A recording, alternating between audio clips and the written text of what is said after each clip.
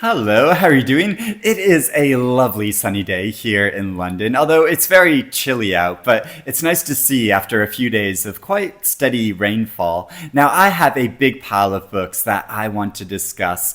These came out in the UK over the past few months, and many were only just published this month in November. So I'm going to go through and give brief descriptions of each of the books and why I'm so interested in reading them. And I would love to hear if you have read any of these books and if you would recommend them, or if you're interested in reading them now, or if you want to let me know about any books that you got recently that you're really looking forward to reading. Because I am so looking forward to having some time off in December and just curling up inside where it's warm and doing lots of great reading. And speaking of that, this video is very kindly sponsored by Serious Readers, who create excellent indoor reading lights, which are so handy at this time of year because it gets dark so much earlier in the day.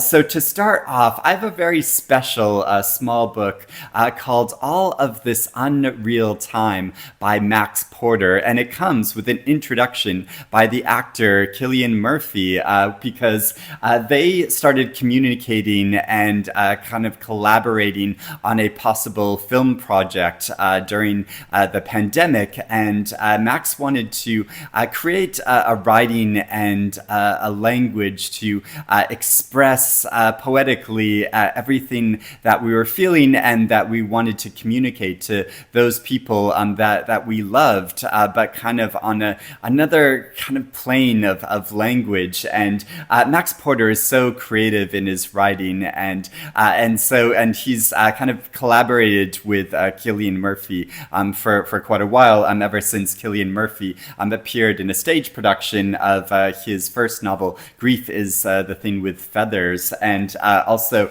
the publisher Rough Trade Books sent this little press ad out that has this really cute picture of them together out in the wilds of nature. So it sounds like they have a lovely kind of like bromance going on, but this is written in a very poetic style and like a sparse style. And Max Porter is always pushing what the novel can do and what language can do, and I think he is such an innovative and really fascinating writer. So I'm looking forward to getting stuck into this. The Proof of My Innocence by Jonathan Coe, and this novel is described as a searing political critique that is wrapped up in a murder mystery because it follows a young woman who's just recently finished university and she's somewhat adrift in her life. She's working in a thankless job and she's gone back to live at her parents' house, but then she meets a friend of their parents who's conducting an investigation into some shady political doings, and they go to investigate this at a conference that's being held in the Cotswolds, during which a murder occurs, and so it's kind of looking at the state of the nation, but also telling a really thrilling tale. And I've really enjoyed Jonathan Coe's writing in the past. I think he's really smart, but also creates a really great plot. Next, I have a book which sounds incredibly special called And the Walls Became the World All Around by Johanna Ekstrom and Sigrid Rausing. So Johanna Ekstrom was a Swedish writer. She died in 2022, and in the years preceding her death, she had been compiling some notebooks which she wanted to form into a book, but she received a diagnosis of a terminal illness, and so she knew she was dying, so she enlisted the help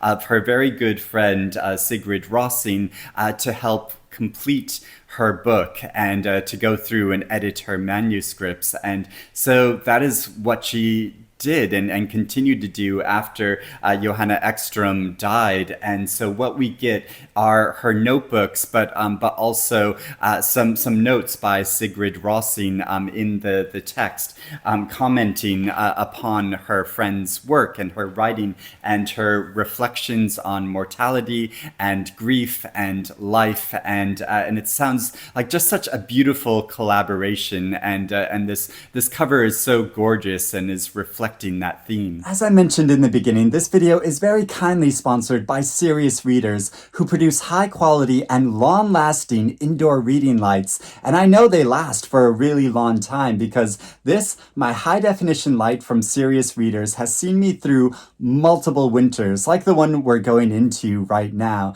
And it's especially good at this time of year because it gets darker earlier in the day. The book I'm currently reading is The Fertile Earth, and this novel is so good and gripping. I just keep wanting to go back to it. But by the time I finish my workday, it is already dark outside. So this right here is my happy place to curl up and read using my Serious Readers light, because the light from it is warm and natural, and it's just a joy to read under. Now, we are also coming up to Christmas, and readers are notoriously difficult to buy gifts for because it's so hard to know what they have already read.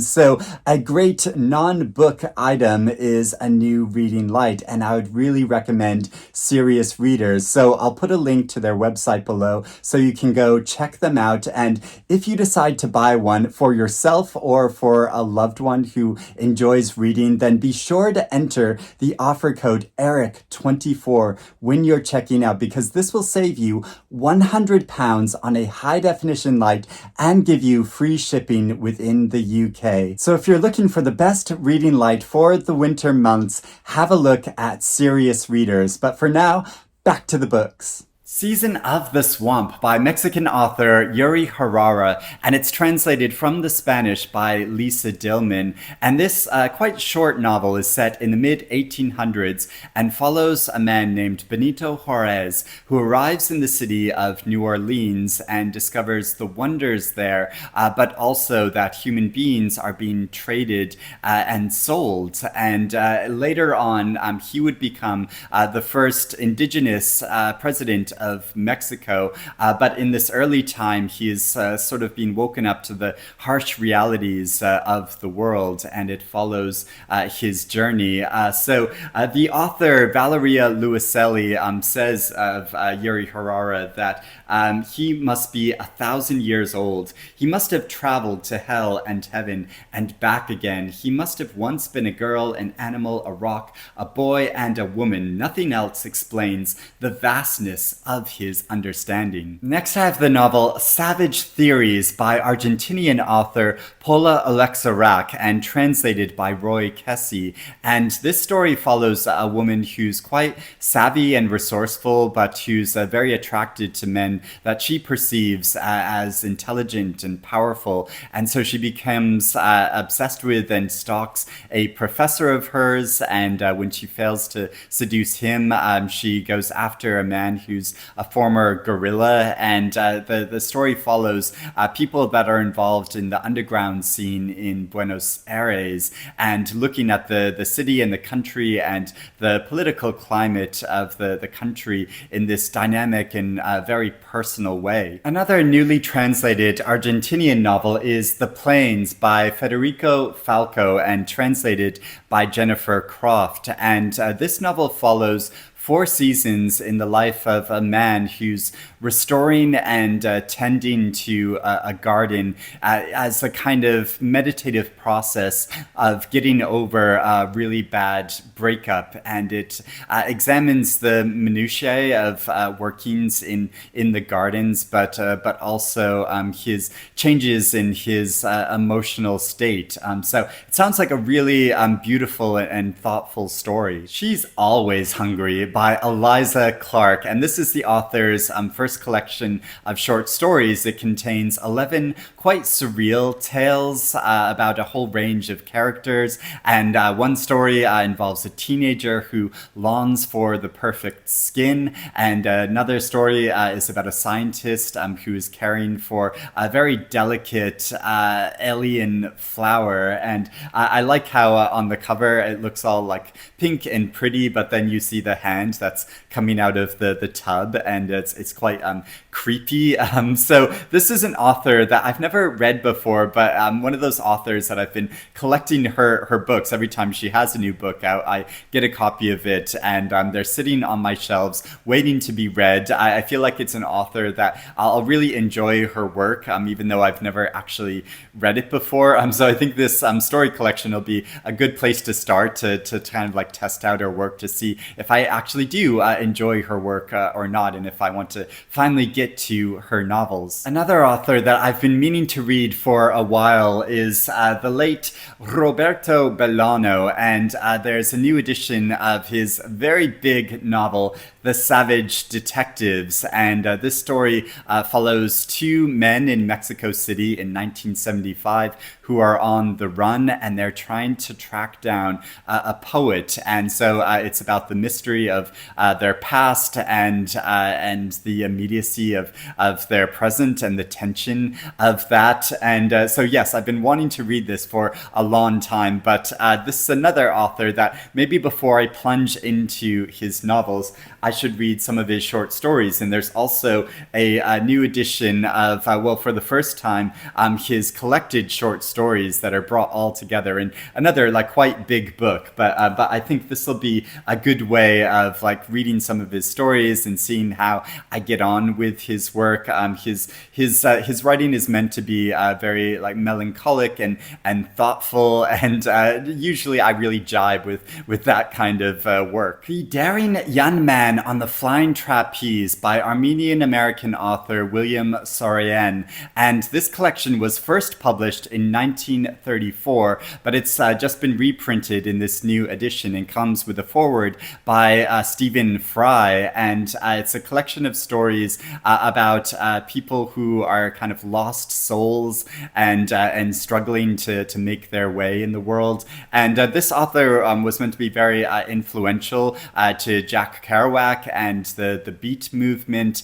And interestingly, the author was awarded the Pulitzer Prize for a play of his, but he refused this award because he believed that commerce shouldn't be judging the arts. And this is also an author that then went on to publish many, many other books. So again, this is a collection where I want to try out some of his stories, and if I really get along with his writing, then I'll explore some of his more longer work. Another late author of the mid-20th century is Leonid Tsypkin, and Faber have also brought out this new edition of his short story collection, The Bridge Over the Neroch. And these stories look at the absurdities and tragedies of life in the Soviet Union, where Leonid Tsypkin comes from. And he's most famous for the book Summer in Baden-Baden. And this also comes with a foreword by the great author John McGregor, who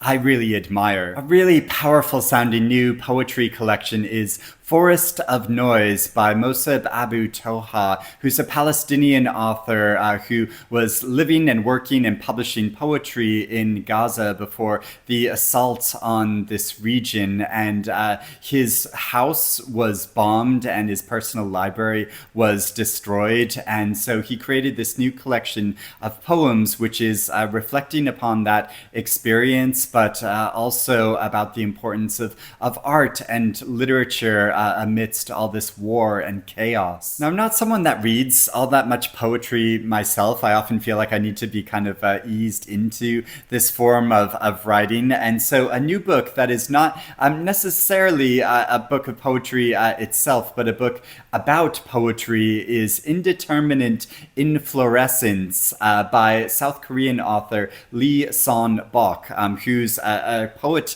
himself, but also a teacher. And so this is the finished copy of the book, which is quite colorful and beautiful. And this is meditations on the experience of writing poetry and is looking at how poetry is crafted, taken from students of his that wrote down observations that this author made during his classes. So I'll flip through and give you just like a sampling of it. So one is poetry writing is a kind of survival game. think of the first line written as a prison and look for a way out to survive.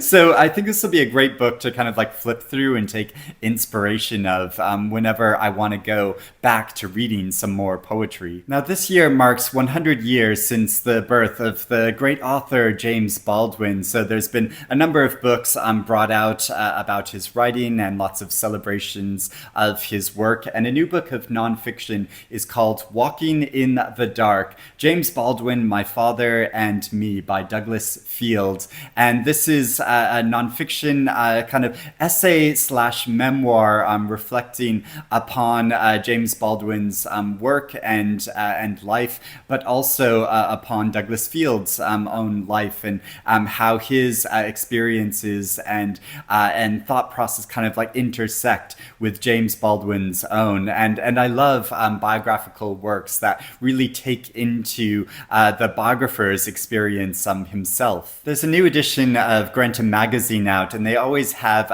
themes for their issues. And the theme for this one is China itself. And it takes a number of writers from mainland China to reproduce short stories and poetry and nonfiction writing of theirs in this book, but also some artwork. And I've only, I think, read one of the authors that's included in this collection, Jane Yuran. So yeah, I think this will be another book to kind of go through and sample some of these authors' writing to then possibly then go on and read some more of their work. That seems to be a theme of a lot of the books that I have today. The Fortune Teller of Berlin by J.C. Maetis. And this novel is set in 1940 and follows how Hitler takes on a woman as his personal fortune teller and instills a lot of confidence in her, and she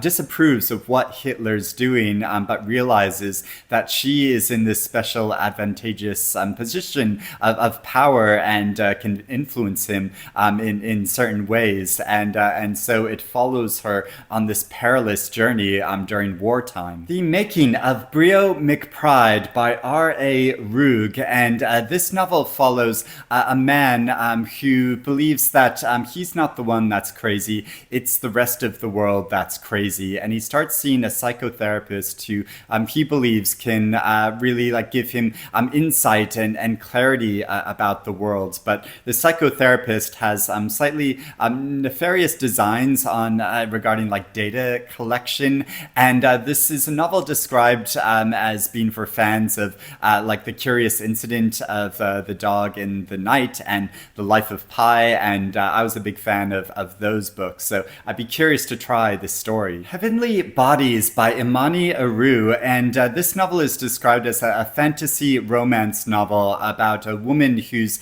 fated when she's born into a land that is ruled by really cruel gods, and she makes a journey to another star system where she falls in love with a man from a rival family. So it's literally about kind of like star-crossed lovers, and I think this sounds like curious and interesting and has really beautiful inside pages, but also it includes this like map, and it just like reminds me of like a time when I was a teenager and would read a lot of fantasy novels that all began with a map of a kind of fantastical land. And so I don't often read books like this, but I think this would be a fun one to dive into during the winter months. And finally, I have a very poignant sounding memoir called Exit Wounds by Peter Godwin, and this follows how the author's mother, when she was elderly, she was laying in hospital dying, but then she started